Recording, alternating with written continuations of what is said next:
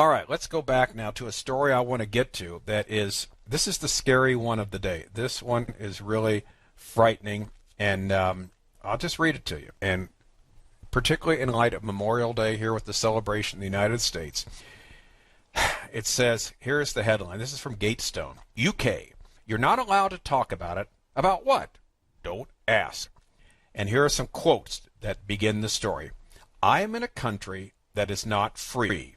I feel jealous as hell of you guys in America. You don't know how lucky you are. This is from a man named Carl Benjamin. He is also known as Sargon of Akkad. He is a YouTuber. He has about 1 million subscribers, and he's from the UK. A UK member of the European Parliament, Jared Batten, says, I am trying to recall a legal case where someone was convicted of a crime which cannot be reported on. And UK IP peer Malcolm Lord Pearson has written to the Home Secretary today saying, if Tommy is murdered or injured in prison, he and others will mount a private prosecution against Mr. Javid as an accessory and for misconduct in public action and public office. Well, what's he talking about? What's going on here? Well, let me tell you the story, and this should be frightening to each and every one of us. On Friday, British free speech activist and Islam critic Tommy Robinson was acting as a responsible citizen journalist, reporting live on camera from outside a Leeds courtroom where several Muslims were being tried for child rape, when he was set upon by several police officers. Now listen to this. In the space of the next few hours, a judge tried, convicted, and sentenced him to 13 months in jail. This is the same day, all right? And also issued a gag order demanding a total news blackout on the case in the British news. Robinson, whose real name is Stephen Yaxley Lennon, was immediately taken to Hull prison. Now, the article goes on to make further comments. Most media outlets were remarkably compliant. Whole news blackout on this. News stories had already been posted online about Robinson's arrest at the Scottish Daily Record, Birmingham Live, the Mirror, RT, and Breitbart News were promptly pulled down. Although, curiously, a report remained up at The Independent, a left-wing broadsheet that can be counted on to view Robinson as a hooligan. Indeed, The Independent's article described Robinson as far-right and explaining what he was doing outside the courthouse, using scare quotes around the word quote-unquote reporting. It then summed up the least appealing episodes in his career and blamed him for an attack on the Finsbury Park Mosque last January. Somehow, The Independent also got away with publishing a report on London's Saturday rally in support of Robinson. Also, on Saturday, Breitbart UK posted a copy of the gag order but redacted it as required. The resulting document proved to be a perfect illustration of Western Europe's encroaching tyranny. Were all the articles in the British press pulled down voluntarily, quote unquote? There is no way to know for sure. On Sunday at about noon Central European time, one of my Facebook friends posted a link to which was apparently a news story at Breitbart UK about Robinson's imprisonment in Hull. 3 hours later, however, the story was no longer there. Shortly afterward, I clicked on a link to an article at the Hull Daily Mail that Google summed up as follows. Supporters of former EDL leader Tommy Robinson are urging people to write to him in Hull prison, where they said he is in grave danger. When I clicked on the link, the story had been pulled. Carl Benjamin, who produces a video commentary under the name Sargon of Akkad, is a popular British YouTuber who has somewhere around 1 million subscribers and who routinely criticizes Islam, identity politics, and political correctness with wit and panache. He is generally a lively, freewheeling, sardonic fellow, but in the 2-hour-plus video he posted on Saturday about the Robinson case, he was uncharacteristically sober, exceedingly cautious, and at times sounded even mournful. I did tell you that Britain isn't a free country, didn't I? He said in a minute or so into his video. I've been saying it for ages, and nobody listens. He made it clear he was not about to violate the gag order, as he put it, about to blunder into the jaws of the beast, in much the same way I guess Tommy has, and thus deliberately put myself in the line of fire of the UK government, giving them just cause to arrest me. Now, Benjamin, the article says, is a gutsy guy, so it was unsettling to hear him speak this way. The look on his face somehow brought home the dark reality under Robinson's fast-track arrest, trial, conviction, and incarceration. Benjamin emphasized that the most sensible thing for someone like himself, that is Benjamin, to do right now, he used that word sensible repeatedly, is to do his best to stay out of jail so that he can continue to speak up. I am in a country that is not free, he repeated gravely. My options are limited. I feel jealous as hell of you guys in America. You don't know how lucky you are.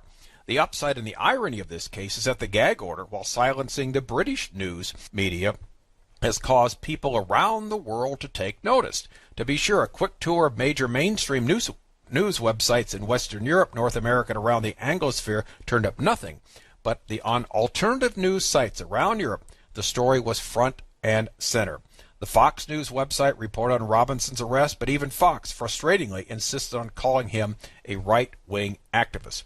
Judy McLeod, editor of the Canada Free Press, began her article, "Where is Tommy Robinson?" A question whose answer should be demanded rather than merely asked. Modern-day Merry England has become more nightmare than fairy tale. It steadily works its way towards an ugly police state status. McLeod also challenged Fox label for Robinson's right-wing activist. How about civil rights activists or humanitarian activists? And the article goes on to say, yesterday my article asked whether anyone in a position of power in Britain would speak up against Robinson's arrest. Since then, Gerald Batten, a UKIP member of the European Parliament, has done so. Here's what Batten said. We quoted this at the beginning. I am trying to recall a legal case where someone was convicted of a crime which cannot be reported on, he tweeted. Where he could be cast into prison without it being possible to report his name, offense, or place of imprisonment for fear of contempt of court. Can anyone remember such a case? Shortly after noon on Sunday, London time, Batten tweeted, UK peer Malcolm Lloyd Pearson has written to the Home Secretary, Sajid Javid, today saying, if Tommy is murdered or injured in prison, he and others will mount a private prosecution against Mr. Javad as an accessory or for misconduct in public office. And the article concludes by saying, good on Lord Pearson. We can only hope his efforts make a difference and that in the end a prosecution of Javid will not be necessary. All right, here is this is a sad story.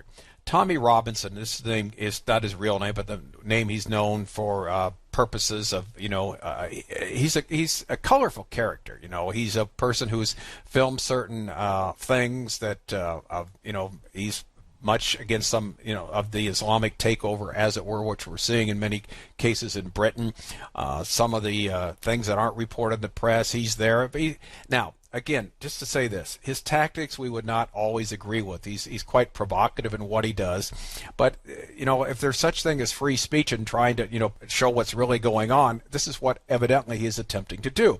But what is scary about this, and this is why on Memorial Day here, where we recognize the lives that were lost from people in our country for the freedoms that we have, here today in the UK, the United Kingdom, we have a personage who was arrested for filming outside a courtroom of these people charged with a crime, and within a few hours he was not only arrested, he was tried, he was convicted, he was sentenced to 13 months in jail.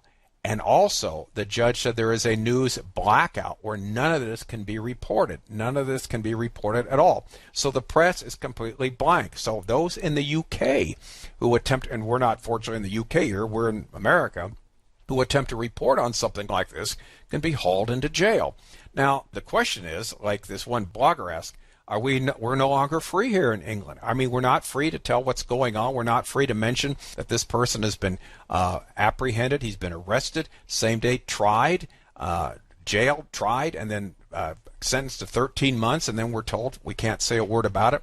This is frightening, but here is something we've been talking about here on his channel that the Bible talks about, the control at the time of the end, the centrality, the globalism that's there, which will look upon this sort of as with favor and favoritism, simply because, you can't speak out against the system, as it were. And we're seeing more and more of that. The idea of free speech, of debating, or at least in the forum, in the open square, asking questions whether something like this is legit or not, seems not to be a possibility anymore. So as we get closer and closer to the time of the end, we're going to see more and more of this. This could be welcome to the brave new world. In fact, one article says this is 1984. Here again, shutting up those who want to speak against the powers that be.